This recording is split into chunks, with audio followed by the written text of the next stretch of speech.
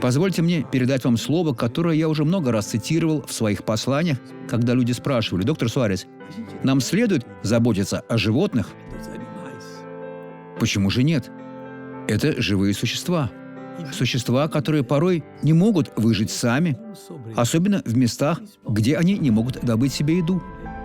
Все отходы выбрасываются в мусоропровод, попадают в переработку. А чем остается питаться бездомным животным? Порой они больны. Послушайте, что Бог сказал в притчах 12:10. «Праведный печется и о жизни скота своего». А что насчет нечестивого? Сердце же нечестивых жестоко. Даже к людям, тем более к животным. Посмотрите прекрасное свидетельство.